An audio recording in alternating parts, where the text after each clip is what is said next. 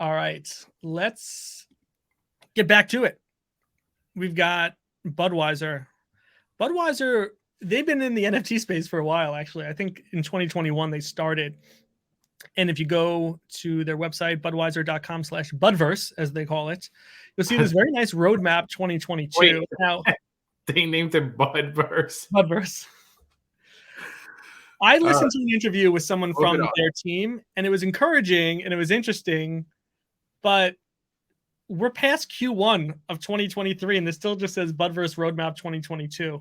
So I'm a little disappointed in this because when you look at the roadmap, there's something here called FIFA World Cup Budverse, which they did do. They made an NFT in partnership with the World Cup, but this isn't even checked. And then Budverse Holiday, not checked. I think they've given up on this project. So I was in before. I would say it was a hit, and now I'm saying it's a miss because they've given up.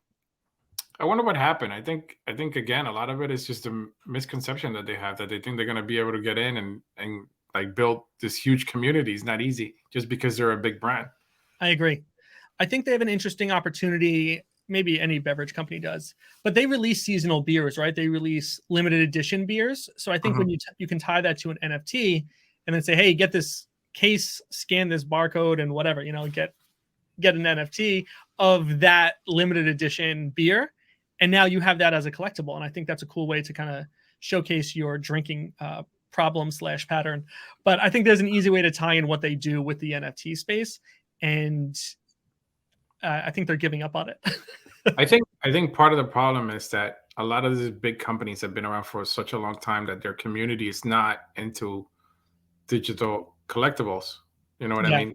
So in order for them to be successful, they have to partner with someone who's already out there that's like, and that made it, like Yuga Labs or, any of these other NFTs companies that have a big community already to be able to get the distribution out of whatever it is that they're doing. But some of these companies are so greedy, they don't want to do that because they don't want to share the wealth. So, but this is why they fell. You're right. And there's an aspect of that, I think, where if you don't see the immediate returns, somebody higher up who maybe doesn't get it is going to chop the funding of a department that's handling these things, Yeah. So from their website, you can click a link that says, buy an OpenSea. This one, for example, was the Heritage cans. And, 1,690 ETH is nothing to be shy about. That's a great number, but they just don't have much activity anymore. I think it's cool that they have creator earnings of 0% because you'll see some other projects that a lot of the big brands are doing 10%, which I think might have been the max at the time. Because they just want to make money, right? And of course I get that. That's why everyone's here, is to make the money. But for a company to not have any earnings on it, I think it is cool that they're like, hey, we just want to be part of this. We're not trying to make money off of you. That's my take on it. I guess.